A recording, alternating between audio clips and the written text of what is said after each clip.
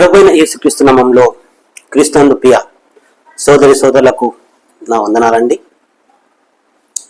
ఈ వీడియోలో మీకు భూమిని పుట్టించిన దేవుడు భూమిని ఎందుకు జన్మించాడు అనే అంశాన్ని చెప్పాలనుకుంటున్నాను. నా ఛానల్ ఎంతో చక్కగా ఆదరిస్తున్న మీకు అందరికీ కృతజ్ఞతలండి. నా ఛానల్ కానీ ఇంతవరకు మీరు సబ్స్క్రైబ్ చేసుకోకపోతే సబ్స్క్రైబ్ చేసుకోండి. లోహిత్ కృష్ణ అనే ఛానల్ను మీరు దయచేసి సబ్స్క్రైబ్ చేసుకోవాల్సిన మనవి చేస్తున్నాను.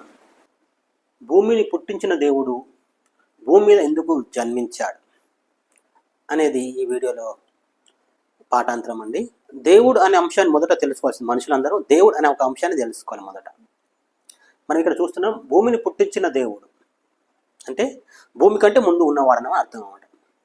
ఈ భూమి పుట్టించిన దేవుడు అన్నమాట. అంటే మనం చూస్తున్న భూమి చిన్నది కాదు, చాలా పెద్దది. అంత పెద్ద భూమిని ఈ దేవుడు పుట్టించాడని మనం చెప్పుకుంటున్నాం. అయితే ఇంకా భూమి కాకుండా సూర్యుడు, చంద్రుడు, నక్షత్రాలు ఎన్నో చేశాడు దేవుడు. అవన్నీ దేవుడు చేసినవి, గాలికి రాలేదు, ఊరికైనా అవి కలగలేదన్నమాట. అంటే అవిటికి అవి లేవు. దేవుడు వాటిని సృష్టించాడు అని చెప్పుకోవాలి మనం. దేవుడు వాటిని సృష్టించాడు, పుట్టించాడు అని చెప్పుకోవాలన్నమాట. అంటే సూర్యుడు చాలా పెద్ద ఒక అగ్నిగోళం, చంద్రుడు చాలా పెద్ద అగ్నిగోళం, నక్షత్రాలు కూడా చాలా పెద్ద అగ్నిగోళాలు. అవి మనకు తెలిసిన విషయం అన్నమాట. అయితే అంత గొప్ప దేవుడు బైబిల్ ఏం చెప్తుందంటే, యెషయా గ్రంథంలో 66వ అధ్యాయం 1వ వచనం, అందులో ఆయన అంటున్నాడు, ఆకాశము నా సింహాసనము, భూమి నా పాదపీఠము. ఇది భూమి. ఇక్కడ ఆకాశం ఉందనుకోండి, ఇక్కడ కూర్చుంటాడంట దేవుడు ఆకాశంలో.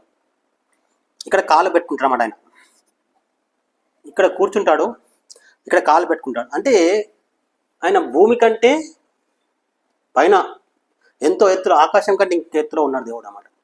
అంత గొప్ప దేవుడు. బైబిల్ చెప్తుంది, ఆకాశం అయినా సింహాసనం అంటే ఆకాశంలో కూర్చుంటాడు, భూమి పైన కాలు పెట్టుకుంటాడు దేవుడు. ఆకాశంలో కూర్చుంటాడు, భూమి పైన కాలు పెట్టుకుంటాడు దేవుడు అనమాట. అంత గొప్ప దేవుడు. అంత గొప్ప దేవుడు చెప్తున్నాడు, ఆకాశం నా సింహాసనం, భూమి పాదపీఠం అని చెప్తున్న ఆ దేవుడు భూమిని పుట్టించాడంట. ఈ ఆకాశం పుట్టించాడు, సూర్యచంద్ర నక్షత్రాలను కూడా ఆయన అంత గొప్ప దేవుడు, మామూలు వాడు కాదు ఆయన.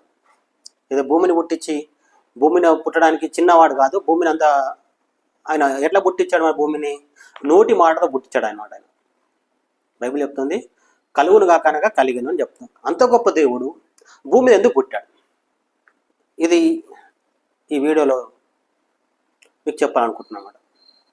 అంత గొప్ప దేవుడు భూమి మీద ఎందుకు జన్మించాడు? ఇది సరిగ్గా తెలుసుకోవాలి మన మనుషులు. అంటే మామూలు వ్యక్తి కాదు ఆయన. దేవుడు అనేవాడు మామూలు ఆయన కాదు. అంటే సర్వశక్తిమంతుడు అన్నమాట. ఆయనకు అసాధ్యమైనది ఏది కూడా లేనివాడు. అంత గొప్ప దేవుడు. అయితే మన దేశంలో చూస్తుంటే దేవుళ్ళు అనబడేవారు కుప్పలు కుప్పలు ఉన్నారన్నమాట. అయితే మన దేశానికి సపరేట్ దేవుళ్ళని, వాళ్ళు మాటి మాటికి పుడుతున్నారని, ధర్మం పాడైనప్పుడల్లా పుడుతూ ధర్మాన్ని బాగు చేసి చనిపోతున్నారని మన దేశం వాళ్ళు చెప్తున్నారు, నమ్ముతున్నాం కూడా. కానీ దేవుడు అనే ఒక అంశం మనం తీసుకుంటే, దేవుడు అనేది సాధారణమైన అంశం కాదు అని తెలుసుకోవాలి. సాధారణమైన అంటే మనమైతే ఏం చేస్తామంటే, మనం ఏదైనా పని కావాలంటే ప్రతిసారి వేషాలు మారుస్తుంటాం, భాషలు మారుస్తాం, వేషాలు మారుస్తాం, బట్టలు మారుస్తాం. ఎక్కడన్నా తప్పు పని చేసాము దొరకకూడదంటే దాక్కుంటాం అన్నమాట. ఒకవేళ ప్రజల మధ్య తిరగాలంటే ఏదన్నా వేషం వేసుకుంటాం అన్నమాట. అంటే ప్రస్తుతం నాకున్న వేషం కాకుండా నాకున్న రూపం కాకుండా వేరే రూపంలో మారిపోయి ఆ ప్రజల మధ్య తిరుగుతూ ఉంటాం మనం, అంటే ఎవరికి దొరకకుండా. అట్లనే ప్రస్తుతం దేవుడు అనేవాడు కూడా ప్రతిసారి పుట్టడం చేయడం అంటే మనలాంటి స్వభావం గలవాడు కానీ ఆలోచించవచ్చు అన్నమాట. మనలాంటి స్వభావం, ఎందుకంటే మనతోటి కానందు వల్ల వేషాలు మారుస్తుంటాం, భాష కూడా మారుస్తుంటాం, స్థలాలు కూడా మారుస్తుంటాం అన్నమాట. అది మనతోటి కాదు. అదే దేవుడు అనేవాడు కూడా భూమి మీద సమస్య వచ్చినప్పుడు ప్రతిసారి పుట్టడం అనేది కూడా అతడు చేతగాని వాడుగా తెలుసుకోవాల్సిన పరిస్థితి అనమాట. అంటే చేతగాని వాడైతేనే ప్రతిసారి పుడతాడు అని అనుకోవచ్చు. అయితే మనం చూస్తున్న ఈ దేవుడు భూమిని చేసిన వాడని బైబిల్ చెప్తుంది, ఆకాశం చేసిన వాడని బైబిల్ చెప్తుంది.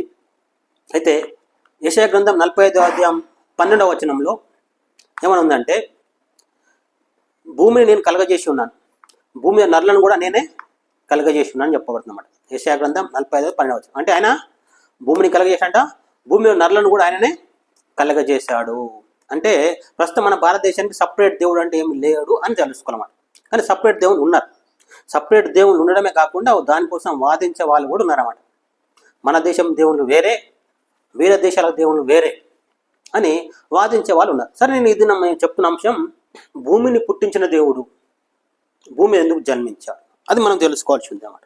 అయితే ఆ సమయంలో ఇది యేసుక్రీస్తు భూమి మీద పుట్టకముందు ఆయన ప్రజలకు సమస్యలు వస్తే ఆయన స్వయంగా దిగి వచ్చేవాడు అనమాట. పుట్టేవాడు కాదు.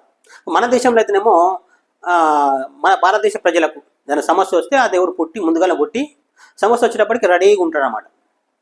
సమస్య వచ్చేసరికి రెడీగా ఉండి ఆ సమస్యను సాల్వ్ చేసి చనిపోతాడు. కానీ బైబిల్ దేవుడు అట్లా కాదు.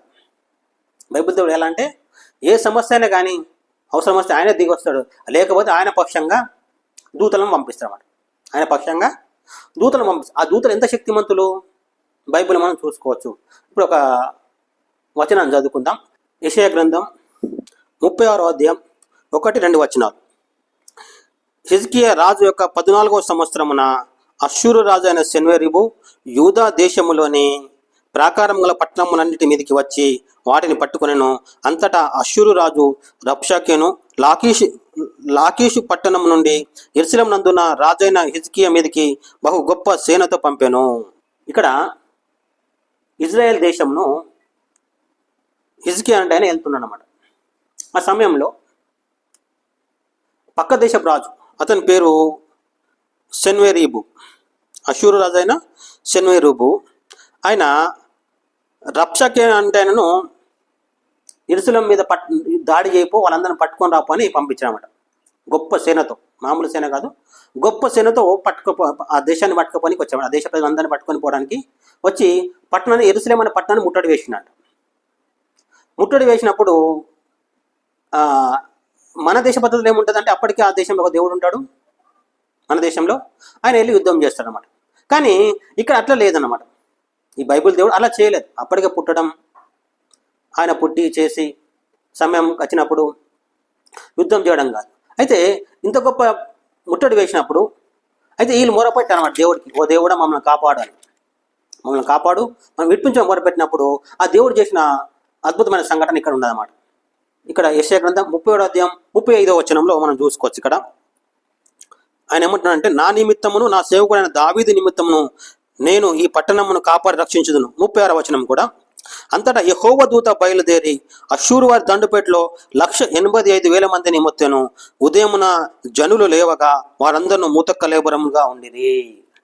ఎంతమందిని మొత్తాడంటే దేవుని దూత, దేవుడు అంటే ఒక దూతను పంపించాడంట. ఆయన ప్రజలకు సంబంధించినప్పుడు దేవుడు ఒక దూతను పంపిస్తే రాత్రిపూట 185,000 మందిని మొత్తిందంట. అందరూ తెల్లారేసరికి చనిపోయినారు. అంటే దేవుడు పుట్టి యుద్ధం చేసి ఆయన యుద్ధం చేయడం, వాళ్ళతో పాటు ఆయన తీసుకునే సైనికులు యుద్ధం చేయించడం ఎంత విచిత్రమైన అంశం కదా. ఈ దేవుడేమో, బైబిల్ దేవుడేమో ఏ సమస్య వచ్చినా ఆయన పుట్టకుండానే సాల్వ్ చేశాడు. కానీ మన దేశంలో దేవుళ్ళు అని వాడేవారు, వాళ్ళు పుడితే గొప్ప సమస్య సాల్వ్ కాదు, వాళ్ళు పుడితే తప్ప సమస్య సాల్వ్ కాదంట. అంటే దేవుడు భూమి మీద పుట్టకుండానే ఎన్నో సమస్యలను సాల్వ్ చేస్తూ వచ్చాడు అనమాట.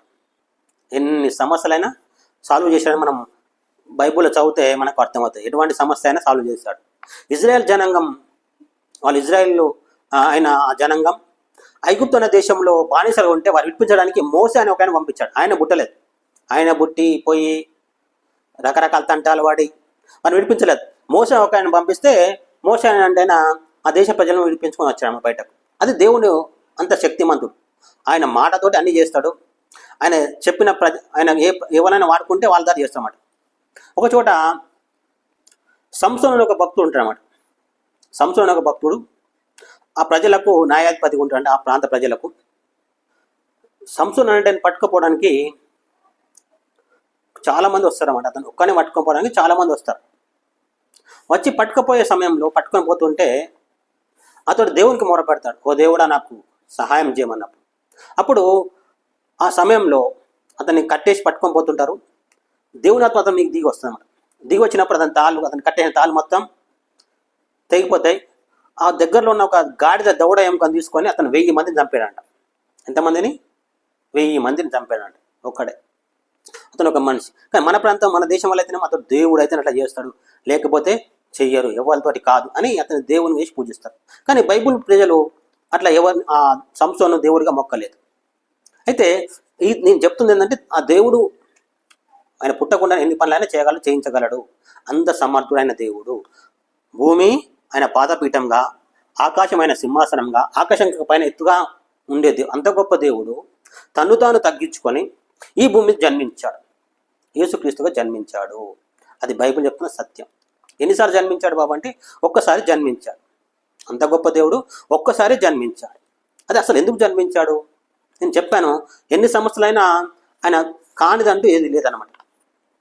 ఆయన ప్రతి సమస్యను కూడా ఆయన చేసేవాడు, లేకపోతే ఆయన దూతలను పంపేవాడు, లేకపోతే భూమి మీద ఉన్న మనుషులనే వాడుకొని, అంటే మోషన్ వాడుకొని ఇజ్రాయెల్ జనాంగం విప్పించాడని చెప్పాను. రెండోది సంసోను అంటే ఆయనను దేవుడు కాపాడండి. ఎట్లా? ఒక గాడిద దౌడానికి 1000 మందిని చంపి ఆయనను కాపాడాడు, ఆ ప్రజలను కూడా కాపాడు. ఆయన ఏ ప్రాంతానికి అది న్యాయాధిపతిగా ఉండేవాడు సంసోను, ఆ ప్రజలను కూడా ఆయన కాపాడాడని బైబిల్ ఉంది. కానీ ఒకే ఒక సమస్య దేవునితో కాలేదంట. ఒకే ఒక సమస్య అది కాలేదు. కానందువల్ల దేవుడే మనిషిగా భూమి మీద జన్మించాడు.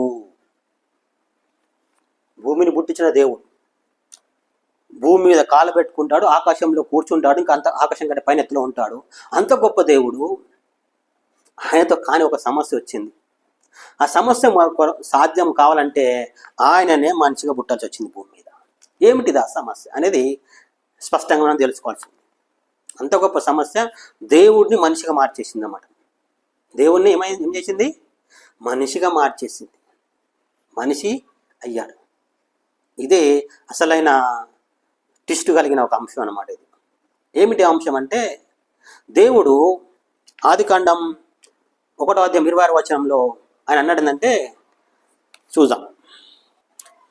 దేవుడు మన స్వరూపమందు మన పోలిక చొప్పున నరులను చేద్దాం, వారు సముద్రపు చేపలను, ఆకాశ పక్షులను, పశువులను, సమస్త భూమి మీద ప్రాకు ప్రతి జంతువు నిలదుగా కానీ పలికెను. దేవుడు మనిషి ఎందుకు కావాల్సి వచ్చిందంటే, ఈ దేవుడు మనుషులను చేశాడంట భూమి మీద. ఎట్లా? ఆయన పోలికలో ఆయన స్వరూపంలో చేశాడంట. ఆయన పోలికలో ఆయన స్వరూపంలో చేశాడు భూమి మీద మనిషిని. అయితే అతని మనిషి యొక్క స్థానం ఏమిటంటే ఏలాల్సి ఉందంట. దీన్ని అతడు వారు సముద్రపు చేపలను, ఆకాశ పక్షులను, పశువులను, సమస్త భూమి మీద ప్రతి జంతువును ఏలే స్థానంలో ఉంచాడు దేవుడు. అంటే అప్పుడు ఆదాం అవ్వలను చేశాడు దేవుడు ఆయన పోలికలు, ఆయన స్వరూపంలో. వాళ్ళు ఈ భూమి అంతటిని ఏలాల్సిన స్థానంలో ఉంచాడు దేవుడు అన్నమాట. ఈ భూమి అంతటిని ఏలాలి. ఆకాశంలో ఉన్న వాటిని ఏలాలి, భూమి మీద ఉన్న వాటిని ఏలాలి, సముద్రంలో ఉన్న వాటిని కూడా ఏలాలి. వెళ్తే పూజ అర్వత వీళ్ళకి వస్తామట. అంటే ప్రస్తుతం మన ప్రాంతంలో అధికారులు మనం ఎలా చూస్తాం? పూజ అర్వతో చూస్తామన్నమాట. అయితే ఈ భూమికి ఆదాం అవ్వలు దేవునిగా చేశాడు దేవుడు అన్నమాట. అతన్ని ఆదాం అవ్వలు దేవుడుగా చేశాడు. అయితే ఈ ఆదాం అవ్వలు దేవునిగా చేయబడ్డప్పుడు వారి యొద్దకు సర్పము అనే ఒకటి, లేకుంటే సాతాన్ అనేవాడు సర్పం రూపంలో వెళ్ళాడు. వెళ్ళి ఈ ఆదాం అవ్వలను లోపరుచుకున్నాడు అని బైబిల్ చెప్తోంది. వారికి దేవుడు ఒకటి మాట చెప్పాడు. ఆ మాట మీరినందువలన వీళ్ళు సాతాన్ ఆధీనంలోకి వెళ్ళిపోయారు. సాతాన్ ఆధీనంలోకి వెళ్ళిపోతే ఊరికనే కాలేదు. వాళ్ళు అంటే ఏం చేశారంటే, వీరికున్న దేవత్వం ఏలే అధికారమును సర్పం అనగా సాతానుకు అప్పగించారన్నమాట. వీరికున్న దేవత్వాన్ని సర్పంకు అప్పగించారు. సర్పంకు అప్పగించగానే వీళ్ళ పరిస్థితి ఏమైపోయిందంటే, ఈ ఆదాం అవ్వలు సాతానుకు దాసులుగా అయిపోయారన్నమాట. అంటే సాతాను పిల్లలుగా మారిపోయారు. అయితే దేవుని ఉద్దేశం ఏంటంటే, అయితే దేవుడు మనిషిని భూమి మీద ఎందుకు పుట్టించాడంటే, ఈ పరలోకానికి వెళ్ళడానికి కోసం నిర్ణయించాడు దేవుడు. ఇక్కడ పరలోకం అనేది కూడా చూసుకోవాలి మనం. అంటే ఈ భూమి కంటే ముందే పరలోకం ఉండింది. ఈ పరలోకం ఎన్నటికీ నాశనం కాని రాజ్యం అన్నమాట. ఈ పరలోకం అనేది ఎన్నటికి నాశనం కాదు. ఈ భూమి ఒక రోజు నాశనం అయిపోతుంది, కానీ ఈ పరలోకం నాశనం కాదు. అయితే ఈ పరలోకంకి మనిషి వెళ్ళాలి. మనిషి ఈ పరలోకానికి వెళ్ళాలి అంటే ఈ భూమి మీదనే పుట్టించాలి దేవుడు అనమాట. ఇది చాలా చక్కటి రాజ్యం. ఇక్కడ ఆకలి ఉండదు, దప్పిక ఉండదు. ఎంత మంచి రాజ్యం అంటే అసలు ఈ భూమిని గుర్తు చేసుకొని కూడా గుర్తు చేసుకోలేం. అంత చక్కటి రాజ్యం, అంత అందమైన ప్రదేశం అది. బంగారు వీధులు, రత్న వజ్రాల ముత్యాల మేడలు ఉంటాయి అక్కడ. ఇక్కడ మనిషికి చావు లేదన్నమాట. కోట్ల సంవత్సరాలు ఇక్కడ బతికే ఉంటాడు మనిషి. చావాల్సిన అవసరమే లేదు మనిషికి. ఈ ప్రాంతంలో మనిషి చావాల్సిన అవసరమే.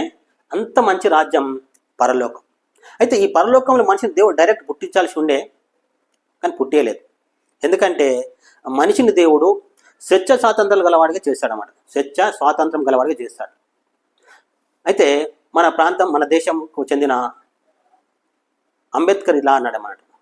అంబేద్కర్ గారు ఇలా ఏమన్నాడంటే, నేను పుట్టడం మాత్రం నా ప్రమేయం లేకుండా నేను పుట్టాను హిందూ మతంలో, కానీ చావడం మాత్రం హిందూ మతంలో నేను చావను. ఎందుకంటే నాకు స్వేచ్ఛ స్వాతంత్రం ఉంది, నేను ఎక్కడైనా చేస్తాను.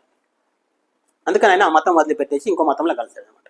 అంటే ఆయన ఉద్దేశం ఏంటంటే, నాకంటూ స్వేచ్ఛ ఉందండి, స్వాతంత్రం ఉంది, నా ఇష్టం నా బతుకు, నా ఇష్టము నా బ్రతుకు. అట్లా ఆ ఉద్దేశంతో మనిషి ఎక్కడైనా వెళ్ళొచ్చు అని ఇష్టం. అందుకని దేవుడు భూమి మీద పుట్టించాడు, స్వేచ్ఛ కలిగిన వాడికి పుట్టించాడు అని ఇష్టం, ఆయన నిర్ణయం అన్నమాట. అందుకే ఆదాము అవ్వలు వాళ్ళ స్వేచ్ఛను బట్టి సాతానుకు అప్పగించుకున్నామట. సాతానుకు అప్పగించుకున్నా అంటే సాతానుకు దేవత్వం, వీళ్ళ అధికారం అంతటిని వాళ్ళకి ఇచ్చారు, సాతానికి ఇచ్చారు. వీళ్ళేమో అన్ని పోగొట్టుకున్న వారికి మిగిలిపోయారు. ఎవరు? ఆదాము అవ్వలనే మనుషులు. అయితే ఈ ఆదాము అవ్వల మనుషులు వారికి వారు లోబడి పోయారు, కానీ వారిద్దరితోనే అయిపోలేదు సమస్య. వారి గుట్ట పిల్లలు కూడా వాని ఆధీనంలోకి వెళ్ళిపోయారు, సర్పం యొక్క సాతాన్ యొక్క ఆధీనంలోకి వెళ్ళిపోయారు అన్నమాట. దేవుని ఉద్దేశం ఏంటంటే ఈ పరలోకంకి వెళ్ళాలి మనుషులు, ఇక్కడ మరణించి ఇక్కడికి వెళ్ళాలి, అంటే ఇక్కడ శరీరం వదిలిపెట్టాలి, నేను పరలోకంకి వెళ్ళాలి అని ఒక ఉద్దేశంతో మనుషులు సిద్ధపడాలన్నమాట. సిద్ధపడి పరలోకంకి వెళ్ళమాట, మరణించిన తర్వాత నేను ఇక్కడికి వెళ్ళాలి. ఇంకా నరకం అనేది ఒకటి ఉంది, ఆ నరకానికి వెళ్ళకూడదు మనిషి. అయితే నరకానికి వెళ్తాడా, స్వర్గానికి వెళ్తాడా? అంటే పరలోకమేమో దేవుని స్థానం అనమాట. అంటే దేవుడు ఎల్లప్పుడూ ఉండే స్థలం ఇది, ఎప్పటికి ఉండే స్థలం ఇది. కనుక ఈ మనిషి ఏం చేయాల్సి ఉంది? భూమి మీద పుట్టిన మనిషి, నేను ఎందుకు పుట్టాను, నేను ఎందుకు చస్తున్నాను, నేను చనిపోతే ఎక్కడికి వెళ్తాను అనే ఆలోచన చేయాల్సింది మనిషి. ఇప్పటి ప్రతి మనిషి కూడా అసలు నేను ఎందుకు పుట్టాను, నేను ఎందుకు చేస్తా, చనిపోతే ఎక్కడికి వెళ్తా, ఎక్కడ ఎన్ని రోజులు ఉంటా, అక్కడ ఉండే ఆధిక్యతలు ఏంటిది, అక్కడ ఉండే హోదాలు ఏంటి, అక్కడ ఏమేమి ఉంటుంది తెలుసుకోవాలి మనిషి. చనిపోతే స్వర్గం ఎట్లుంటుంది అనేది ప్రతి మనిషి తెలుసుకోవాలి. కానీ ఎవరు తెలుసుకోవట్లేదు, ఎవరు కూడా తెలుసుకోవట్లేదు. పుడుతున్నామా, చేస్తున్నామా, మంచి బతుకుతున్నామా లేదా, మంచిగా సంపాదిస్తున్నామా లేదా, ఆస్తిపాస్తులు మనం కలిగి ఉన్నామా లేదా అనేదే తప్ప అని చనిపోతే ఎక్కడికి వెళ్తాను, అక్కడ ఎటువంటి హోదా ఉంటుంది, నేను మరలేందుకు పుట్టాలి భూమి మీద అనే ఆలోచన లేదు. మన దేశంలో ఒక మాట ఉందంటే, పుట్టడమే చావడానికంట, చావడమే పుట్టడానికంట, పుట్టడమే గిట్టడానికి, గిట్టడమే పుట్టడానికంట. ఇది చక్కటి రాజ్యం అండి. ఎంత చక్కటి రాజ్యం అంటే పరలోకం. పొరపాటున కూడా భూమిని గుర్తు చేసుకోలేమని, అంత మంచి రాజ్యం. అక్కడ ఆహారం తినాల్సిన అవసరం లేదు, అయినా బతుకుంటాం. నీళ్ళలో మునిగినా బతుకుతాం, ఎక్కడ అగ్గిలో కాలినా బతుకుతాం అక్కడ. ఇక్కడ మాత్రం పొరపాటున కూడా నీళ్ళలో మునిగితే బతకలేం, అటువంటి స్వభావం మనది, అంటే శరీరంది. అగ్గిలో పడితే కాలిపోతాం, పొరపాటున కూడా బతకలేం. ఊరేసుకున్నట్టు చనిపోతాం, విషం తాగితే చనిపోతాం, అంటే శరీరం వదిలిపెడతాం. కానీ ఇక్కడ అదేం ఉండదు పరలోకంలో. అంత మంచి రాజ్యం, అది చావే ఉండదు, ఏ రోగం ఉండదు, ఏ వ్యాధి ఉండదు, ఎవరి బాధ ఉండదు, ఎవరి చింత ఉండదు, సంపాదించాలని ఆలోచన ఉండదు. అంత మంచి రాజ్యంలో పోయి మనం మళ్ళీ భూమి మీద పుడతామా? పుట్టాలని ఆలోచన ఉంటుందా? పొరపాటు ఉండదు. అది అబద్ధం, ఒక అబద్ధం. పుట్టడమే చావడం, చావడమే పుట్టడం కాదు. అయితే ఈ ఆదాము అవ్వలు సాతాను అనే వాని ఆధీనంలోకి వెళ్ళిపోయారు. సాతాను యొక్క ఆధీనంలోకి మానవులు వెళ్ళిపోయారు. అయితే వాళ్ళిద్దరు వెళ్ళిపోవడం కాదు, ఆదాము అవ్వలను దేవుడు చేసిన మొట్టమొదట వారి పుట్టిన పిల్లలు కూడా వీని ఆధీనంలో ఉండిపోయారు అన్నమాట. ఇక్కడికి వెళ్ళలేకపోతున్నారు. ఎక్కడికి? ఇక్కడ వెళ్ళలేకుండా ఈ సాతాను అనేవాడు ఈ భూమి లోపల వారిని బంధిస్తూ వచ్చిందన్నమాట. ఎందుకు? వీళ్ళు అప్పగించుకున్నారు కదండి ఇక్కడ, మేము నీ దాసులం అని. కానీ దేవుడే మనిషిని ఈ పరలోకంలో సృష్టించాలంటే వీళ్ళు మనుషులు ఏం చేయాలి? నిర్ణయం చేసుకొని ఇక్కడికి వెళ్ళిపోవాలి. కానీ ఇక్కడ నిర్ణయం చేసుకుని పరలోకంకి వెళ్ళాలని మనిషి నిర్ణయం చేసుకుంటే ఈ సాతాను అనేవాడు వదలట్లేదు. ఎందుకని వదలట్లేదు? నాకు పరిహారం చెల్లించాలి, నాకు జరిమానా కట్టాలి, వీళ్ళు నాకు లోపడ్డారు, నువ్వు వీరిని విడిపించాలంటే నువ్వు జరిమానా కట్టాలి. ఎందుకు జరిమానా కడతాం? జరిమానా ఎందుకు కట్టాలి అంటే వాడి నిబంధన ఒకటే అనమాట. బైబిల్ అందుకే ఇక్కడ ఇలా చెప్తుందన్నమాట. ఒక నిబంధన ఏర్పడిందన్నమాట. సాతానుకు దేవుని మధ్యలో ఒక నిబంధన, ఒక షరతు విధించబడ్డది. నాకు లోబడిన ఈ మనుషులను నువ్వు విడిపించుకొని పోవాలంటే ఏం చేయాలి? వీరికి బదులు ఎవరొకరు చనిపోవాలి. మనిషికి మనిషే చనిపోవాలన్నమాట. నువ్వు దేవుడు నేను వచ్చి విడిపిస్తానంటే నీకు ఆటలు సాగడానికి లేదు. నువ్వు దేవుడి కనుక దేవుడి స్థానంలో ఉండాలి. వీళ్ళు మనుషులు కనుక మనిషి స్థానంలో ఉండాలి. ఈ మనిషి స్థానంలో ఎవరైతే ఉంటాడో ఆ మనిషి వీరి పాపాలకు పరిహారం చేయలేకుంటే వీరికి జరిమానా కట్టాలి. ఇది నిబంధన. అది ఆదామవ్వల కాలంలోనే నిబంధన ఏర్పడ్డది. సాతానుకు దేవునికి మనిషికి మధ్య ఒక నిబంధన ఏర్పాటు చేయబడ్డది. ఆ వచనం చూద్దాం మనం. ఆదికాండం 3వ అధ్యాయం 15వ వచనం ఇక్కడ చూద్దాం. మరియు నీకును స్త్రీకిని నీ సంతానమునకును ఆమె సంతానముకును వైరం కలగజేస్తాను. అది నిన్ను తల మీద కొట్టును, నువ్వు దానిని మడమ మీద కొట్టదు అని చెప్పాను. దేవుడు సర్పంతో ఒక నిబంధన చేస్తున్నమాట, లేకుంటే ఒక షరతు. అంటే సర్పం దేవునికి ఒక షరతు పెట్టి అనుకోవచ్చు అన్నమాట. ఎందుకు? ఈ మనుషులను మీరు విడిపించుకోవాలి, ఈ పరలోకం చేర్చుకోవాలంటే వారి కోసం ఒకరు చనిపోవాలి, అంతే. వారి కోసం చనిపోవాలి, వారికి జరిమానా చెల్లించే నువ్వు పరలోకం తీసుకోపో.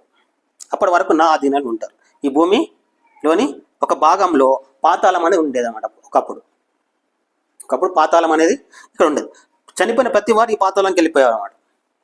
ఆదాము కానీ, ఆదాం భార్య అయిన అవ్వ కానీ, మొదట చనిపోయిన హేబేలు కానీ అందరు ఇక్కడికి వెళ్ళిపోయారు అన్నమాట. ఇక్కడికి వెళ్ళాలి, మనిషి చనిపోగానే ఈ పరలోకంకి వెళ్ళాలి. కానీ అక్కడికి వెళ్ళకుండా ఈ భూమిలోని ఇక్కడ పరదేశం ఒకటి ఉందన్నమాట. ఈ పాతాళంలోనే ఒక భాగం పరదేశం ఉండేదన్నమాట. మోసే కాలంలో ధనవంతులు ఆదరణ వారు ఉండేవారు. యేసుప్రభు చెప్పిన ఒక నిజమైన సంఘటన. ధనవంతుడు నరకంలో కాలుతుండేను. ఇందులో ఇట్లా ఒక భాగం పరదేశు, ఇంకో భాగం ఏమో నరకం ఉండేమాట. ఈ రెండు. ఇక్కడేమో పరదేశం అంటే విశ్వాసం ఉండే స్థలం. అంటే ఈ విశ్వాసం డైరెక్ట్ ఇక్కడికి వెళ్ళిపోవాల్సి ఉండే. ఎవరు ఇక్కడికి వెళ్ళకుండా అక్కడికి. కానీ సాతానుకు అప్పగించుకున్నందువలన సాతాను చనిపోయిన ప్రతి ఒక్కరిని ఇక్కడికి తీసుకొచ్చి పెట్టాడన్నమాట. అయితే నమ్మిన వాళ్ళైతేనేమో ఇక్కడ, నమ్మని వారైతేనేమో అంటే దేవుని యొక్క ప్రణాళిక నమ్మని వారైతేనేమో ఇక్కడ ఉండేవాళ్ళు అన్నమాట. దేవుని ప్రణాళిక నమ్మని వారు ఈ నరకం అనే ప్రాంతంలో, ఇది పాతాళం అంట మొత్తానికి. ఇదని పాతాళం అంటారు అన్నమాట. ఇది మొత్తం కలిపి పాతాళం. ఈ పాతాళంలో 2 భాగాలు ఉండేవి. ఒకటేమో పరదేశు, ఒకటి నరకం. ఈ స్థలంలో మనుషులను బంధించి పెట్టాడు సాతాను. వీరికి జరిమానా విధించబడి, అంటే వీరందరికీ విమోచన క్రయధనం చెల్లిస్తే తప్ప వీరిని వదిలిపెట్టాను. అందుకే యేసు భూమి వచ్చినప్పుడు ఆయన ఒక మాట చెప్పాడనమాట. ఏమని అంటే మత్తయి సువార్త 20వ అధ్యాయం 8వ వచనంలో, మత్తయి సువార్త 20వ అధ్యాయం 28వ వచనంలో యేసు ప్రభు ఇలా చెప్పాడనమాట. అలాగే మనుష్య కుమారుడు పరిచారం చేయించుకున్నట్టుకు రాలేదు కానీ పరిచారం చేయుటకును అనేకులకు ప్రతిగా విమోచన క్రయధనంగా తన ప్రాణం ఇచ్చుటకును వచ్చనని చెప్పాను. యేసు ప్రభు ఏం చెప్పాడంటే, ఈ వచనం మనం చూస్తున్నాం. మత్తయి సువార్త 20వ అధ్యాయం 28వ వచనంలో, మనుష్య కుమారుడు పరిచారం చేయించుకుంటకు రాలేదు కానీ పరిచారం చేయుటకును అనేకులకు ప్రతిగా విమోచన క్రయధనముగా తన ప్రాణం పెట్టుటకును వచ్చునని చెప్పాను. ప్రాణం ఇచ్చుటకును వచ్చునని, విమోచన క్రయధనముగా అంటే యేసు ప్రభువుని పుట్టి విమోచన క్రయధనం చెల్లించాల్సి వచ్చింది. అయితే ఎందుకు వీళ్ళకు, ఈ అందరికీ సాతానుకు లోబడినందు, సాతాను ఆదాము అవ్వల పిల్లలైన మనం సాతానుకు లోబడినందువలన, అంటే ఆదాము అవ్వలు లోబడ్డారు, మిగిలిన లోబడకపోయినా ఒకటే నిబంధన, అంతే. ఇక వాళ్ళందరూ ఇక్కడికి వెళ్ళాల్సిందే. వీరందరి కోసం విమోచన క్రయధనం చెల్లించాలన్నమాట. ప్రజలందరి కోసం విమోచన క్రయధనం చెల్లించాలి. ఎప్పటి వరకు? ఇప్పుడు ఆదాము అవ్వలు మొదలుకొని లోకం మూసే వరకు, ఆదాము అవ్వలు మొదలుకొని లోకం మూసే వరకు అందరికీ ప్రాణ విమోచన క్రయధనం చెల్లించాలి. అది సింపుల్, అంతే అనమాట. ఏం లేదు, సింపుల్ ఏం లేదు. ప్రాణ విమోచన క్రయధనం చెల్లించాలంటే ఎవరొకరు చనిపోవాలి, ఎవరొకరు వీరికి విమోచన క్రయధనం చెల్లించాలి, అంతే. ఒకటే నిబంధన, ఇంకేమీ లేదు. మనుషులు ఎవరి వలన కాలేదు. బైబిల్ చెప్తుంది మనుషులు ఎవరి వలన కాలేదంట. ఒక వచనం ఉందంటే, బ్రద్దలైన బండ సందులు నిలవదగిన వాడు ఇవ్వడానికి దేవుడు ఎంత వెతికిన ఎవడు కనబడలేదంట. బ్రద్దలైన బండ సందులో నిలబడడానికి మనుషులను దేవుడు పరీక్షించి చూస్తే ఎవడు కనబడలేదంట. ఎంత వెతికినంటే ఎవడు కూడా మంచి బ్రతకలేదు. ఈ ప్రజలందరి కోసం, ఆదాం సంతానం మనందరి కోసం విమోచన క్రయధనం చెల్లించడానికి ఏ మనిషి వలన కాలేదంట. అందుకే దేవునికి కూడా కాలేదన్నమాట. అందుకే దేవుడే, బైబిల్ చెప్తుంది ఇక్కడ, మనం ఇక్కడ చూద్దాం. హెబ్రీ పత్రిక 2 అధ్యాయం 14-17 దేవుడే మానవుడు ఎందుకు కావాల్సి వచ్చిందంటే నిబంధన అని చెప్పుకున్నాం. ఒక నిబంధన ఏంటంటే ఈ ఆదాం సంతానానికి విమోచన కావాలి. విమోచన అయితేనే తప్ప ఈ పరలోకానికి నేను వాళ్ళని వదిలిపెట్ట అనేది వాడు నిబంధన వేశాడు. దేవునికి అదే సరైన ఒప్పుకున్నాడు అనమాట దేవుడు. అందుకే ఆదికాండం 3వ అధ్యాయంలో మనం చూస్తున్నాం, అది నిన్ను తల మీద కొట్టును, దాన్ని నువ్వు మడమ మీద కొట్టుదువు. అది అనే చోట ఒకటనే వేసి ఉండి కింద రాసి ఉంటుంది ఆయన అని రాసి ఉంటాడు. ఆయన నిన్ను తల మీద కొట్టును. తల అనగా అధికారము, అంటే నీ అధికారం మీద కొట్టు, అంటే అధికారం కింద ఉన్నారు వీళ్ళందరూ. ఆదాం సంతానం అందరూ సాతాను యొక్క అధికారం కింద ఉన్నారు. ఆ అధికారం మీద ఆయన నిన్ను కొడతాడు. అంటే సిలువలో యేసుప్రభు చనిపోయి మన అధికారం మీద కొట్టాడనమాట. యేసుప్రభు చనిపోవడం చేత అంటే ప్రాణ విమోచన క్రయధనం చెల్లించబడ్డవాడు. వీళ్ళందరికీ ప్రజలందరి యొక్క ప్రాణ విమోచన క్రయధనం చెల్లించబడ్డది. ఒక లోకాన్ని కొందరు అన్నారు ఏంటంటే, ఆయన ఎవడో చనిపోతే నాకెట్లా విడుదల వస్తుంది? ఆదాం అవ్వల సంతానం మనం అందరం. ఆదాం అవ్వలు తప్పు చేశారు, వారి పిల్లలు మనం కూడా ఆయన చెరసాలలో ఉన్నాం అనమాట. చెరసాలు ఉండడమే కాకుండా ఇప్పటికి కూడా చెప్పిన వినకుండా ఆయన తునీకరిస్తున్నారు మనుషులు. అంటే ఎవరిని? భూమిని, ఆకాశం సృష్టించిన దేవుని మనుషులు తునీకరిస్తున్నారు. అదే వారి పాపం. నేను ఏమేం పాపం చేసినా నాకు వానికి ఏం సంబంధం అంటే, ఆదాం అవ్వలను దేవుడు పుట్టించాడు, ఆ ఆదాం అవ్వలకు మనం పుట్టాము కనుక మనకు ఆ దేవుడికి సంబంధం ఉంది. కనుక ఆయన విమోచన క్రయధనం చెల్లిస్తే మనకు కూడా విడుదల వచ్చిందనమాట. ఎక్కడైనా మనం చూడొచ్చు, అమ్మ నాన్న ఉన్నారనుకోండి, పిల్లలు తప్పులు చేస్తే వారిని జైల్లో వస్తే ఆ అమ్మ నాన్న విడిపించవచ్చు. ఇక్కడ వాళ్ళకి చేత కాకపోతే వారి బంధువులైనా ఎవరైనా వచ్చి విడిపించవచ్చు. ఎవడో విడిపిస్తే నాకెట్లా విడుదల అంటే, నీకు ఎంత జరిమానా కట్టాలో ఎవరైనా సరే కట్టచ్చు, కడితే విడుదల పొందుతావు అంతే. అంతేగాని నాకు సంబంధం లేని కడితే నేనెందుకు, నాకేం అవసరం, నేను అందులోనే ఉంటాను, నీ ఇష్టం, అదిగా నాకు సంబంధం లేదంటే నీ ఇష్టం అది.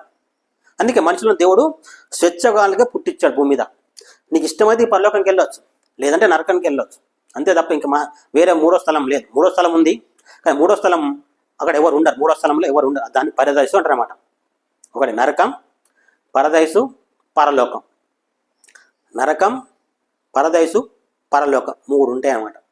నరకం, పరదైసు, పరలోకం ఇవి శాశ్వతంగా ఉంటాయి ఎప్పటికీ.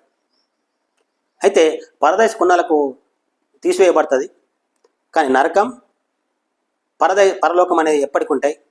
తర్వాత కొన్ని కొత్త లోకాలు వస్తాయి మరలా. అప్పటికి భూమి ఉండదు, కొత్త భూమి కొత్త ఆకాశం కూడా వస్తుంది. ఈ భూమి ఉండదు, కొత్త భూమి కొత్త ఆకాశం కూడా వస్తాయి అన్నమాట. తర్వాత కూడా కొన్ని కొత్త లోకాలు వస్తాయి. అయితే ఈ మనిషి పరలోకం చేరడానికి మధ్యలో ఏముందంటే ఒక నిబంధన ఉంది. ఆదాము అవ్వలు తప్పులు చేయటం చేత అనగా వారి అధికారంను సాతానికి ఇవ్వడం ద్వారా, వారు సాతానికి లోపడం ద్వారా వారి పిల్లలమైన మనం కూడా సాతాను ఆధీనంలో బందీలుగా ఉండాల్సి వచ్చింది. అంటే డైరెక్ట్ పరలోకం వెళ్ళడానికి ఎవరికి ఛాన్స్ దొరకలేదు. అయితే ఎవరైతే విశ్వాసులో వాళ్ళు పరదేశంలో ఉండేవాళ్ళు. ఇక్కడ విశ్వాసులు అనబడాలంటే ఎవరు? మాకు పుట్టించిన దేవుడు అండి, మాకు ప్రాణ విమోచన క్రయధనం చెల్లిస్తున్నాడు, ఆయన భూమి మీద జన్మించి చెల్లిస్తున్నాడు అనేదే విశ్వాసులు అనమాట. వారిని మన దేశం వాళ్ళు కూడా చాలా మంది విశ్వాసం చేశారు. అంటే ఇప్పుడు యేసు పుట్టక మునుపు మన దేశ గ్రంథాలలో అజోమేధ యాజ్ఞం అని చేసేవారు అనమాట. అజోమేధ యాజ్ఞము అంటే ఒక మంచి మేక, అంటే ఏ లోపం లేని మేకను తీసుకుపోయి అంటే ఒక యూప స్తంభాన్ని కట్టాలంట. కట్టి దాని 4 కాళ్ళలో 4 మేకులు కొట్టాలంట. దాని తలకు బలుసు కంప పెట్టాలంట. అప్పుడు దాన్ని చంపాలంట. చంపేసిన తర్వాత దాన్ని మాంసంను తినాలంట. అప్పుడు విమోచన జరుగుతుందని మన హిందూ దేశ గ్రంథాలు ఉందన్నమాట. అది యాగం చేసి మన భవిష్యత్తు కాలంలో ఒకడు పశువుల శాలలో కన్యకు జన్మిస్తాడు, ఆయన మన కోసం యాగం అవుతాడు అని చెప్పుకునే వాళ్ళు అన్నమాట. మన దేశం వాళ్ళు పశువుల శాలలో కన్యకు జన్మించి మన కోసం యాగం అయితే మన దేశ గ్రంథాల్లో ఉన్నట్టు చాలామంది చెప్పారు, చదివిన వాళ్ళు చెప్పారన్నమాట. అంటే వాళ్ళు కూడా యేసుప్రభు పుట్టక మునుపు యేసుప్రభు పుడతాడని, అంటే యేసుప్రభు అనే పేరు తెలియదు, యెహోవా అనే పేరు కూడా తెలియదు, కానీ ఒక అవతారం అయితే భూమి మీద పుడుతుంది. ఆ అవతారంలో దేవుడు అనేవాడు పుడతాడు, పుట్టి మన కోసం చనిపోతాడు. అప్పుడు మనకు ఈ మేక వలె, అజోమేధ యాజ్ఞంలో చేసిన మేక వలె మన కోసం ఆయన 4 అంటే చేతులలోనూ కాళ్ళలోనూ మేకులు కొట్టబడతాయి, ఆయన తలకు బలుసు కంప చుట్టబడుతుంది, ఆయనకు బల్లెంతో పొడుస్తారు, ఆయన మన కోసం రక్తం కారుస్తాడు, మన కోసం చనిపోతాడు. అందువలన మనకు భవిష్యత్తులో విమోచన ఉన్నది, అంటే స్వర్గానికి డైరెక్ట్ వెళ్ళే ఛాన్స్ మనకు ఉందని నమ్మారు. అజోమేధ యాజ్ఞ మన దేశం వాళ్ళు చేసినట్లు మన దేశ గ్రంథాల్లో ఉన్నది. అనగా మన పాపాలకు పరిహారం ఒకడు చేస్తాడని మన దేశ ప్రజలు అటువంటి వాళ్ళు కూడా ఈ పరదేశంలో ఉన్నారన్నమాట. ఎక్కడ? ఈ పరదేశంలో నీతిగా బతికిన వాళ్ళు కూడా పరదేశం, అప్పుడు దేవుడు ఒక్కడనే విషయం సరిగా తెలియని వారు కూడా ఇక్కడే ఉన్నారన్నమాట పరదేశంలో. మన పరలోకంకి వెళ్ళినప్పుడు చాలా విచిత్రం జరుగుతుంటాయి అన్నమాట. ఇతను కాడనుకున్నానే, ఇతను హిందువు అనుకున్నానే అంటే అక్కడికి వెళ్ళినా కూడా అతడు అక్కడ ఉండొచ్చు పరలోకంలో. ఎందుకు? భూమి మీద అతనికి తెలియక ఇష్టం వచ్చినట్టు బ్రతికాడు. అంటే ఇష్టం వచ్చినట్టు అంటే అందరు దేవుని మొక్కినాడు, అది అర్థం. అందరు దేవుని మొక్కాడు, ఆయన కూడా మొక్కాడు, యేసు ప్రభు కూడా మొక్కాడు. కానీ ఈ పరదేశ్ అనేది వెళ్ళిన తర్వాత యేసు ప్రభు చనిపోయి ఈ పరదేశకి వెళ్ళాడనమాట. అదే అసలు ఇక్కడికి వెళ్ళాలి అంటే మనం ఇక్కడ వచనం చదువుకోలేదు కదా, వచనం చదువుకోవాల్సింది, చదవలేదు మనం. హెబ్రీ పత్రిక 14వ అధ్యాయం 2 నుంచి 17 వచనాలు, 14 నుంచి 17 వచనాలు, 2వ అధ్యాయం 14 నుంచి 17 వచనాలు. కాబట్టి ఆ పిల్లలు రక్త మాంసము గలవారైనందున ఆ ప్రకారమే మరణం యొక్క బలం గలవాని అనగా అపవాదిని మరణం ద్వారా నశింపజేయుటకును జీవితకాలమంతే మరణ భయం చేత దాస్యమునకు లోబడిన వారిని విడిపించుటకు ఆయన కూడా రక్త మాంసంలో పాలువాడాయను. ఎలయనగా ఆయన ఎంత మాత్రము దేవదూతల స్వభావం ధరించుకొనక అబ్రహాము సంతాన స్వభావం ధరించుకొని ఉన్నాడు. కావున ప్రజల పాపములకు పరిహారం కలుగజేయటకై దేవుని సంబంధమైన కార్యములలో కనికరమును నమ్మకమును గల ప్రధాన యాజకుడకు నిమిత్తమును అన్ని విషయములలో ఆయన తన సహోదరుల వంటి వాడు కావాల్సి వచ్చెను. మనం వాక్యం చూస్తున్నాం. 14వ వచనం. కాబట్టి ఆ పిల్లలు రక్త మాంసం గలవారైనందున, ఏ పిల్లలు? ఆయన పుట్టించిన పిల్లలు, ఆయన పరలోకం కోసం పుట్టించిన పిల్లలు, రక్త మాంసములు గలవారైనందున ఆ ప్రకారమే మరణం యొక్క బలం గలవాని అనగా అపవాదిని, అంటే సాతానును. కింద ఏం రాసి ఉంటుంది అంటే 3వ వచనంలో సాతాను అని ఉంటుంది అన్నమాట. ఇక్కడ 3వ వచనం రాసి ఉంది అపవాది అనే చోట సాతాను. ఇంతవరకు ఏం చెప్పాను? సాతాను అని చెప్పాను. ఈ సాతానాదంలోకి మనిషి వెళ్ళిపోయాడు. వాడు తప్పు చేయడం లేదు. ఆదాము అవ్వాలని ఇద్దరు తప్పు చేశారు, అంటే వాడిని అప్ప చేసుకున్నారు. మిగిలిన వాళ్ళు తప్పు చేయలేదు, అయిపోయినా వాడు ఇక్కడికే బంధించబడ్డారు అన్నమాట. ఈ పాతాళంలో బంధించేశారు. వాడు అక్కడికి పంపకుండా ఈ పాతాళంలో మనుషులను బంధించారు. విశ్వాసాలను అవిశ్వాసం అందరినీ కూడా ఇక్కడే బంధించేవాడు. విశ్వాసులు అంటే ఎవరు? ఆదికాండ 3వ అధ్యాయంలో చెప్పబడినట్టుగా మా కోసం ఒక ఆయన భూమిని పుడతాడు, ఆయన వాని తలను కొడతాడు, అంటే వాని తల మీద కొడతాడని ఎవరైతే నమ్మారో, అంటే మా పాపాలకు పరిహారం చేస్తాడు, మా ప్రాణ విమోచన ఖైదను ఆయన చెల్లిస్తాడు ఎవరైతే నమ్మారో వాళ్ళేమో ఇక్కడ ఉండేవాళ్ళు అన్నమాట. వాడేవాడు మాకు చేయడానికి, వాడు చేస్తే మాకెందుకు అనేటోళ్ళేమో ఈ నరకంలో ఉండేవాళ్ళు అన్నమాట. అంతే, ఇంకా వేరే పద్ధతి లేదు. ఈ పరదేశు నరకం రెండు కలిపి పాతాళం అంటారు అన్నమాట. ఈ పాతాళంలో సాతాను బంధించాడు. అయితే ఆ మనుషుల యుద్ధకు వెళ్ళాలి అంటే మనిషిగా పుట్టాల్సి వచ్చిందన్నమాట. ఇక్కడ ఉన్న వారందరినీ దగ్గరికి వెళ్ళాలి, అయినా మనిషే వెళ్ళాలి, అంతే. వేరే వేరే దేవుడు వెళ్ళడానికి లేదు. నిబంధన అది కాదు. శర్తో దేవుడు మాత్రం ఎంత మాట మనిషి అంటే ఎంత మాట మీద ఉంటాడంటే దేవుడు, ఆయన ఏది చెప్తే అది ఖచ్చితంగా మాట మీద నిలబడతాడు. సరేనా? ఈ మనుషులను నువ్వు వదిలిపెట్టవా? మనిషి ద్వారా అయితే వదిలిపెడతా, సరే మనిషి ద్వారా వదిలిపెడతా.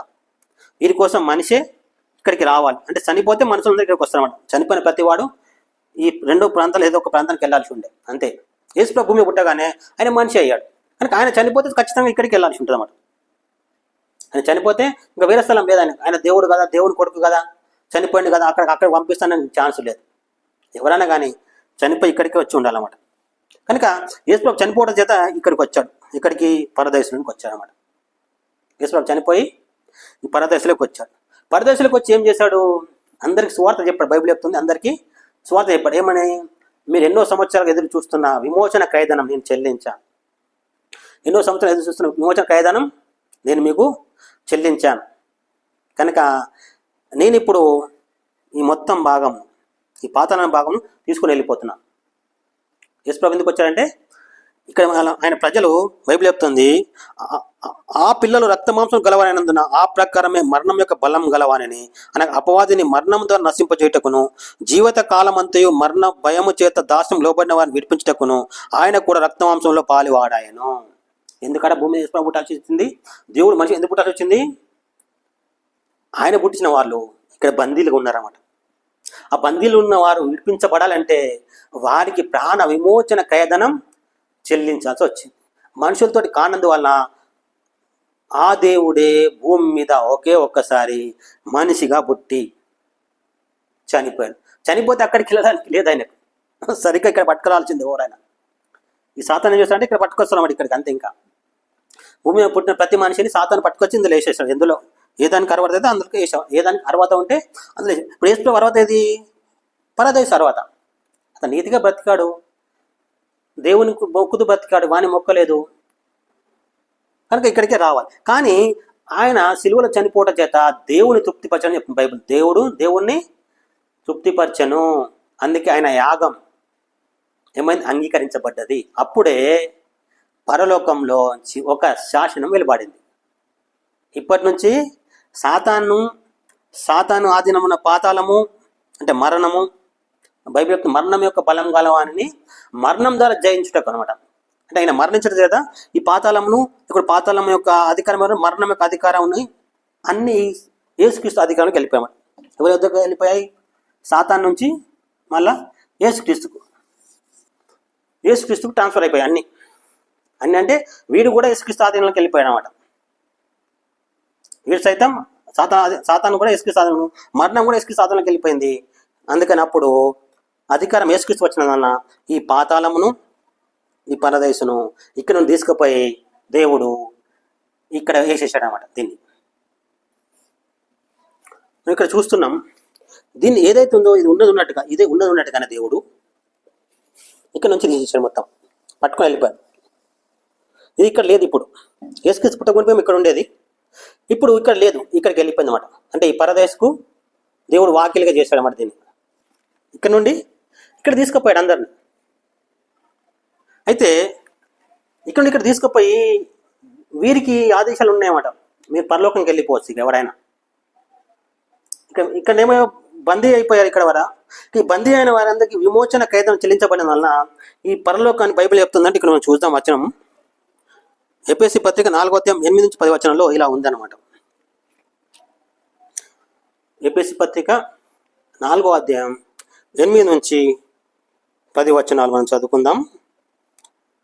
అందుచేత ఆయన ఆరోహణమైనప్పుడు చెరను చెరగా పట్టుకొని పోయి మనుషులకు ఈవులను అనుగ్రహించినని చెప్పబడి ఉన్నది.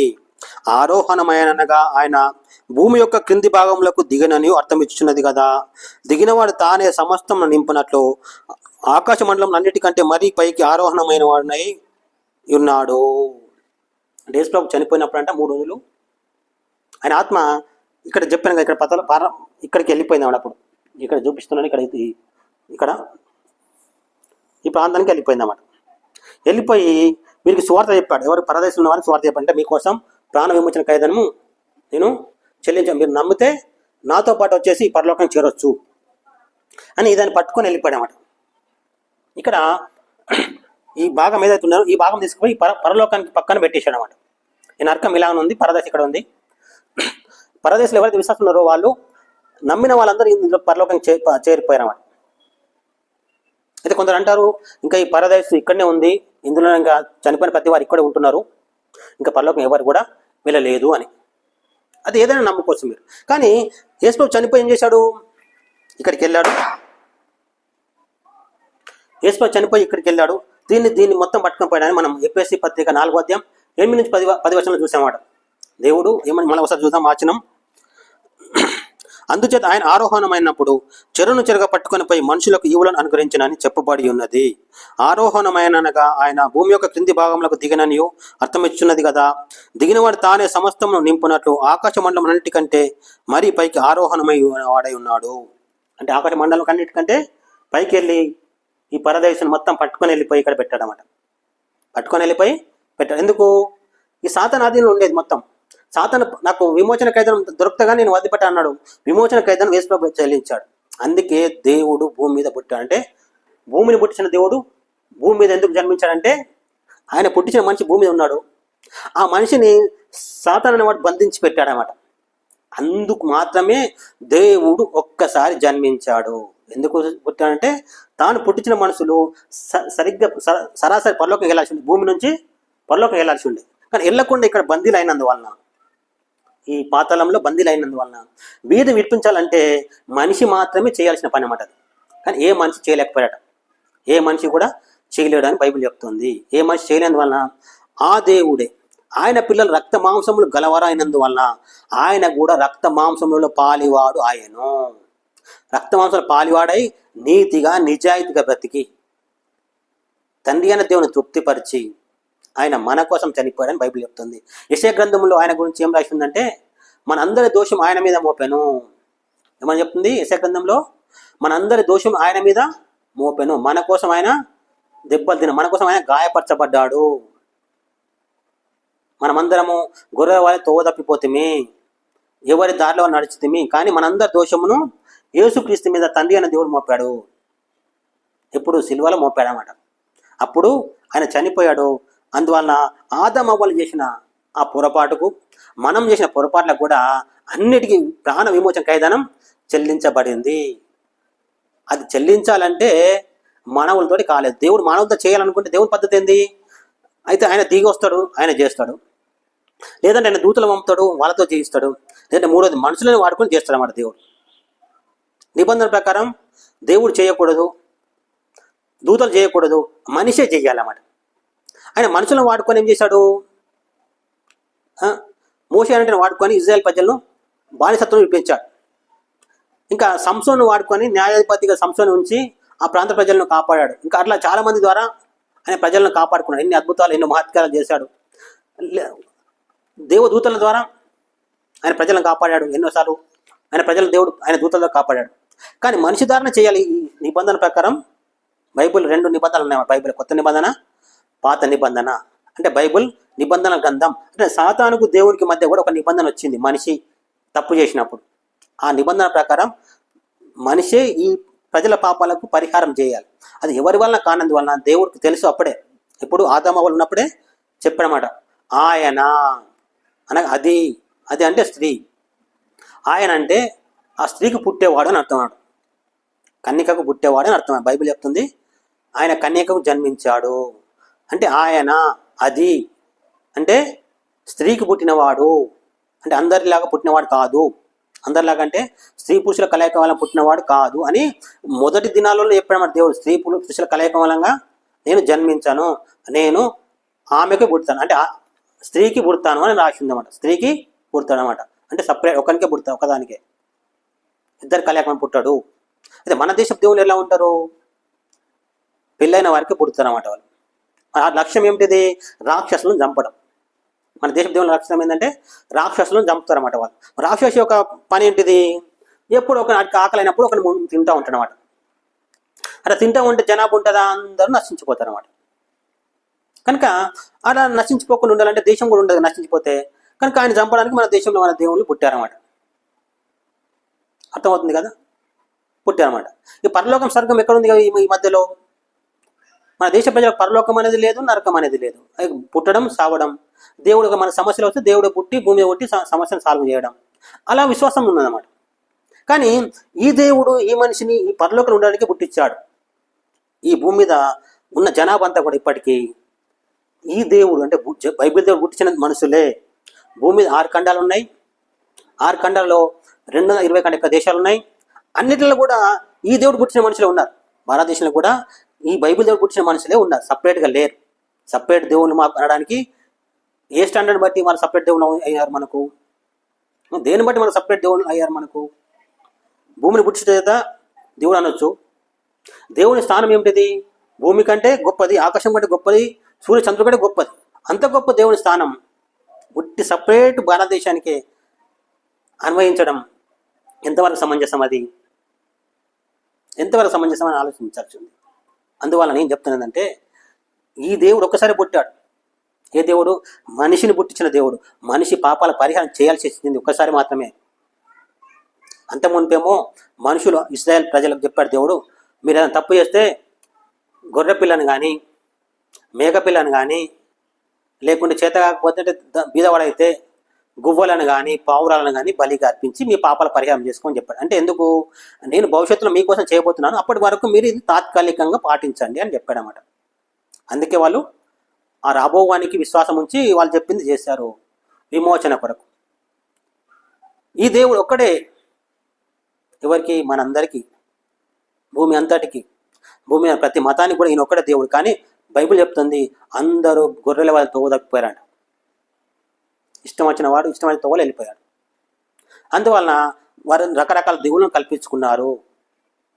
వారు రకరకాల దేవుళ్ళను కల్పించుకోవడమే కాకుండా సాతాను అనేవాడు వీడు కూడా మనుషులకు తోడుగా ఉండి రకరకాల దేవుళ్ళ వాళ్ళ ద్వారా కల్పించాడనమాట.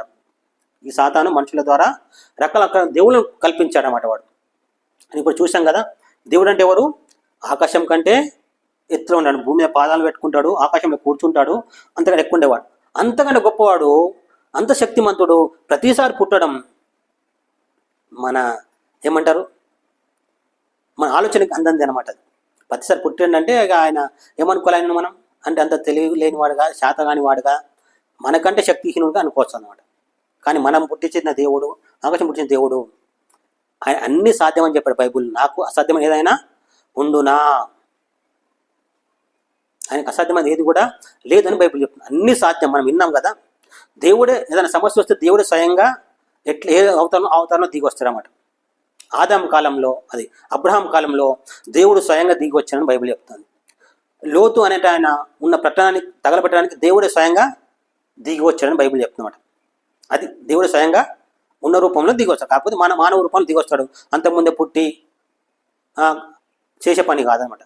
ఒకవేళ ఆయనతో అవుతుంది, కానీ దూతలతో అయ్యే పని అంటే దూతలతోనే జయించడం అని చూసాం బైబిల్లో. మనుషులతో అయ్యే పని అంది మనుషులతోనే చేశాడు. కానీ మనుషులతో కూడా కాని పని ఒకటే వచ్చింది, మానవుని పాపాల కోసం పరిహారం చేయడం మానవులకు చేత కాలేదు, అంటే నీతిగా బ్రతకలేదు అని అర్థం. అందుకే బైబిల్ చెప్తుంది అందరూ పాపం చేశారు. రోమపత్రికలో అందరూ పాపం చేశారు, ఒక్కడు లేడు, నీతిమంతుడు ఒక్కడు కూడా లేడని బైబిల్ చెప్తాను. ఒక్కడు కూడా నీతిమంతుడు లేడంట. అందువల్ల ఎవరు కూడా తన తోటి ప్రజల పాపాలకు పరిహారం చేయగల స్థితులు లేకపోతే ఆ దేవుడే భూమి మీద పుట్టాడని ఆదమవ్వల కాలంలో చెప్పబడ్డది. ఆదమవ్వలు తప్పు చేసినప్పుడే నేనే మీ మీద భూమి మీద జన్మిస్తాను, మానవునిగా పాపాలకు పరిహారం చేస్తాను. అందువల్ల ఈ సాతాను ఆ మాటను ఆసరగా చేసుకొని భూమి మీద రకరకాల దేవుళ్ళను వాడు పుట్టించాడు. మీ దేవుడు మీకే, వారి దేవుడు వారికే, మీ మతం మీకే, వారి మతం వారికే అని వాడు అబద్ధాలు భూమి మీద పుట్టించాడు. బైబిల్తో సమానమైన గ్రంథాలను కూడా రాయించాడు. అంటే గ్రంథాల ప్రకారం కూడా దేవుని తెలుసుకోకుండా చేశాడు, మానవ పద్ధతిలో కూడా దేవుని తెలుసుకోకుండా ఈ సాతాను చేశాడు. చేసిన చేత మనుషులందరూ ఈయన ఆధీనంలోకి వెళ్ళిపోయారన్నమాట. ఆధీనంలోకి వెళ్ళిపోవడం కాకుండా ఈ నరకంలో కాలుతా ఉన్నారన్నమాట. పుట్టినప్పటి నుంచి ఇప్పటికీ ఎంతమంది అయితే దేవుడు వద్దు అనుకున్నారో ఆ దేవుని ప్రణాళిక అతనికి వాళ్ళందరూ ఇప్పుడు నరకంలో ఇప్పటికి కాలుతా ఉన్నారన్నమాట. ఇప్పటికి నరకంలో కాలుతున్నారు. వీరి లక్ష్యం అంతా ఈ మానవులను నరకంలో కాల్చాలనేది, దేవుని ప్రణాళిక నెరవేరకూడదు అనేది ఈయన యొక్క లక్ష్యం. అయితే ఈ పరదేశ ప్రస్తుతం అయితే ఎవరు చనిపోయినా ఇప్పుడు ఈ పరదేశకి వెళ్ళిపోతాం. విశ్వాసుల అవిశ్వాసుల, భారతదేశం వాళ్ళ, అమెరికా వాళ్ళ, ఎవరైనా కానీ దేవుడు ఉన్నాడన్న వాడైనా సరే, దేవుడు లేడన్నవాడు సరే ఇక్కడికి వెళ్తారన్నమాట. ఫస్ట్ పరదేశకి వెళ్ళిపోతారు. మొట్టమొదట ప్రతి వాడు ఇక్కడికి వెళ్ళిపోతారు. ఇక్కడికి వెళ్ళిన తర్వాత ఇటు వెళ్ళాలన్నా నిర్ణయం చేసుకుంటామట వాళ్ళు. విశ్వాసులు అయితేనేమో ఇదేమో వెలుగుతూ ఉంటుంది, మొత్తం పరలోకం మొత్తం దగ్గర మెరుస్తూ ఉంటుంది. ఈ నరకం అనేదేమో చీకటితో ఉంటుంది అన్నమాట. నరకం చీకటితో ఉంటుంది. ఎవరైతే భూమి మీద ఇప్పుడు ప్రస్తుతం నేను ఉన్నాను అనుకోండి, పరలోకం కోసం యేసుప్రభువుని నమ్ముకున్నాను అంతే. నాకు ఆయన మేలు చేయాలి, మేలు చేస్తే నాకు దేవుడు కాదు, ఆయన నిజమైన దేవుడిని తెలుసుకున్నాను, మొక్కుతున్నాను. అటువంటి నేను ఇక్కడ చనిపోయి ఇక్కడ అడుగు పెడతాను. అడుగు పెట్టగానే ఇటు చూస్తుంటాను. ఇది పరలోకం వెలుగుతూ ఉంటుంది. అంటే నేను ఇన్ని రోజులు ఎదురు చూసిన లోకం ఇది అని నీటి వెళ్ళిపోతాను సరే. నేను కాదనుకోండి, నమ్మని వాళ్ళు అనుకోండి, ఇక్కడ అడుగు పెట్టాలి. నమ్మని వాడు అంటే యేసుప్రభు నమ్మని, అంటే యేసుప్రభు అని నమ్మాలని బైబిల్ చెప్తుంది. యేసుప్రభు అని నోటి తప్పుకొని దేవుడు మృతుల్లోని లేపిన నమ్మిన నువ్వు రక్షణ పొందుదువు. అంటే యేసుప్రభు అని నోటి తప్పుకోవాలంటే యేసుప్రభు నాకు దేవుడు అని ఒప్పుకోవాలంట.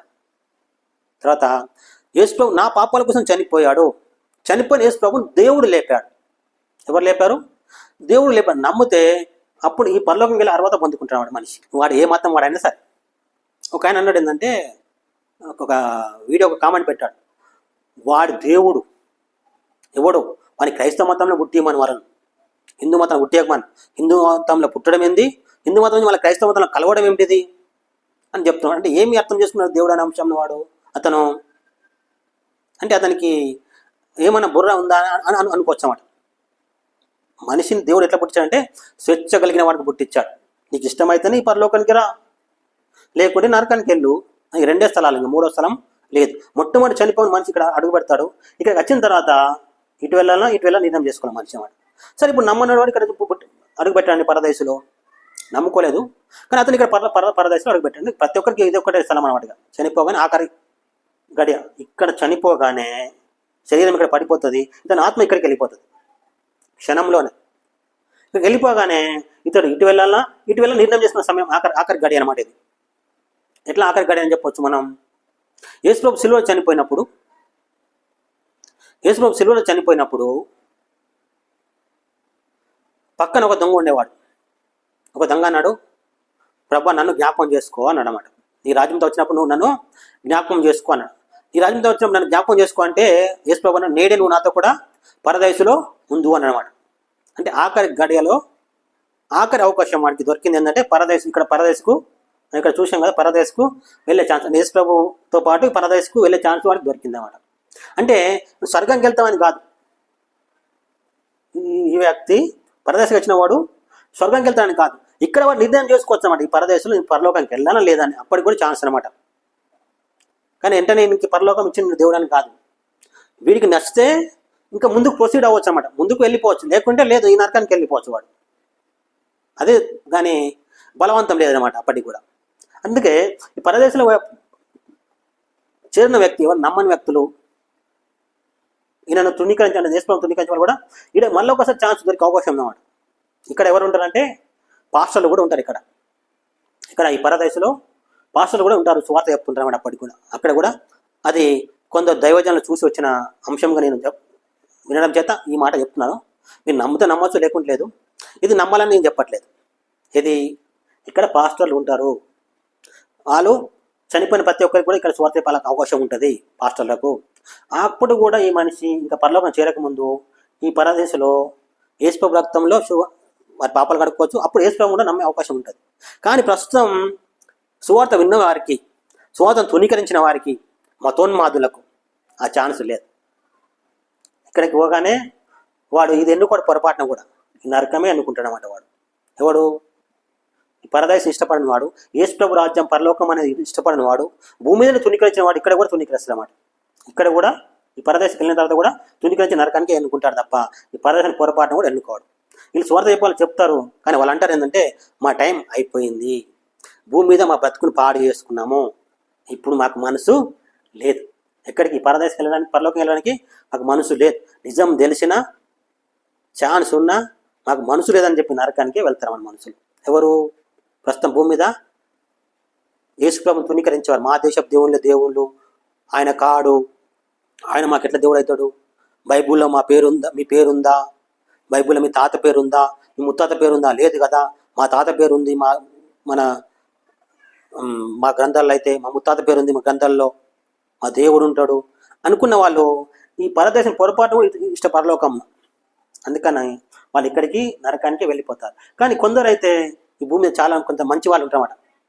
నిజం తెలుసుకుంటే నిజం అంగీకరిస్తాం, కానీ నిజం మాకు తెలిసే ఛాన్స్ లేదే అని అనుకున్న వాళ్ళు ఈ పరదేశంలో నిజం అదేనా, కనబడుతుంది పరలోకమేనా, ఆ పరలోకానికి దేవుడు ఆయన ఒక్కడేనా, అయితే మేము ఒప్పుకుంటాం అనుకున్న వాళ్ళు ఈ పరదేశంలో తీర్మానం చేసుకొని యేసుప్రభు రక్తంలో వాళ్ళ పాపాలు కడుక్కొని పరలోకానికి వెళ్ళడానికి ఆఖరి అవకాశం సిలువ మీద దొంగకి ఎట్లా దొరికిందో వారికి కూడా దొరుకుతుంది అన్నమాట. ఎక్కడ దొరుకుతుంది? పరదేశంలో దొరుకుతుంది. పరదేశంకి వెళ్ళినంత మాత్రాన ఇక్కడ పరదేశంలో ఉండే వాళ్ళు చాలామంది విశ్వాసులు, వాళ్ళు నమ్మితేనే పరలోకంకి వెళ్ళడానికి వాళ్ళకి అవకాశం దొరుకుతుంది. ఏమోనయ్యా నువ్వు మా కోసం జరిమానా కట్టినవో లేదో, మా విమోచన ధనం కట్టినవో లేదో అనుకుంటే వాడు ఇక్కడికి వెళ్ళిపోవాల్సింది తప్పదన్నమాట, ఇక్కడ ఉండడానికి లేదు. కానీ ప్రస్తుతం చాలామంది చెప్తున్నారు కొందరు, ఇంకా పరదేశంలో నుంచి పరలోకానికి ఎవరు వెళ్ళలేదు అని. అంటే విశ్వాసులు ఇక్కడ ఉంటారు, తర్వాత ఇక్కడికి వెళ్తారు అని చెప్తున్నారు అనమాట. విశ్వాసం అనే వాళ్ళు ఒక రోజు వస్తుంది, అప్పుడు వీళ్ళందరూ పరలోకానికి వెళ్తారు అని అది కొందరేమో పరలోకానికి ఆల్రెడీ పరదేశంలో ఉన్న వాళ్ళందరూ వెళ్ళిపోయారు. అంటే ఈ పరలోకం, ఈ పాతాళం దేవుడు ఇక్కడ తీసుకొని పెట్టాడు, వీళ్ళందరూ దేవుడికి పరలోకానికి పంపించాడు. అంటే ఎవరైతే నమ్మిరో వాళ్ళని పంపించాడు, నమ్మలో ఇక్కడ నరకానికి పంపించాడు అనేది చెప్తున్నారు అన్నమాట. ఏదో అయితే నిజమో ఏదో అయితే అబద్ధమో. కానీ యేసుప్రభు నేను చెప్తున్న ఇది అంశం ఏంటంటే, భూమిని పుట్టించిన దేవుడు భూమి మీద ఎందుకు జన్మించాడంటే మన కోసం జన్మించాడు. మనము అంటే మన తాత ముత్తాతలు కానీ అందరూ కానీ ఎవరైనా ఈ సాతాను ఆధీనంలో ఉండేవాళ్ళు, వారు విడిపించాలంటే మనిషే మనిషి మాత్రమే విడిపించాల్సి వచ్చింది. అందుకే మనిషి వల్ల కానందువల్ల దేవుడు మనిషిగా భూమి మీద ఒక్కసారి పుట్టాడు. పుట్టి నీతిగా న్యాయంగా, చెప్పలేంత నీతి న్యాయంగా బతకడు ఆయన బ్రతకడానికి, నీతి న్యాయంగా బ్రతకడానికి ఉపవాసాలు ఉన్నాడంట, కన్నీరు విడిచాడంట. అంత గొప్పగా ఆయన బ్రతుకుతేనే తప్ప ఆయన యొక్క మరణం దేవుడు అంగీకరించాలని బైబిల్ చెప్తున్నాడు. దేవుడు అంగీకరించాలంటే అంత నీతిగా బ్రతకాల్సి వచ్చిందంట. తన్ను తాను నలగొట్టుకున్నాడంట. చెప్పలేంత నలగొట్టుకుంటే అప్పుడు దేవుడు ఆయన అంగీకరించి, ఆయన విమోచనగా, ప్రాణ విమోచన ఖైదానంగా ఆయన చావును అంగీకరించి దేవుడు ఈ సాతానుకున్న అధికారం తీసి యేసు ప్రభుకి ఇచ్చాడన్నమాట. అందుకే యేసు ప్రభు దేవుని కుడి పార్శ్వంలో కూర్చొని ఉన్నాడు ఇప్పుడు. అంటే ఒక మనిషి పరలోకంలో దేవుడుగా ఉన్నాడు. అంటే మనిషి ఎక్కడ ఉన్నాడు? పరలోకంలో దేవుడు. అందుకే మనుషులందరికీ యేసుక్రీస్తు ఒక్కడే దేవుడు. ఎవరు? మనిషిగా పుట్టినైనా మనుషులందరికీ ఈయన ఒక్కడే దేవుడు. ఎవరు బట్టి ఆ దేవుడు కావడానికి లేదు. ఎందుకు? ఒక మనిషి పరలోకంలో దేవుడిగా ఉన్నాడు. ప్రియ సోదరి సోదరులారా, ఇంతవరకు మీరు విన్నారు మనిషి భూమి ఎందుకు పుట్టాడు అనేది మీ హృదయాలు పెట్టుకోండి. ఎవరు అడిగితే చెప్పండి, చెప్పి జవాబిచ్చి వారిని కూడా దేవుని వైపు తిప్పండి. దేవుడు మనందరికీ ఈ దినం ఈ వర్తమానం అందించిన ఆయనకు మహిమ కలుగును గాక. ఈ కొద్ది మాటలు మన విడికిలో దేవుడు దీవించును గాక. Amen. Thank you for watching.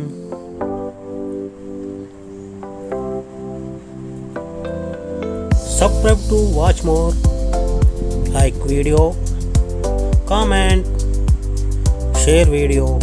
Thank you.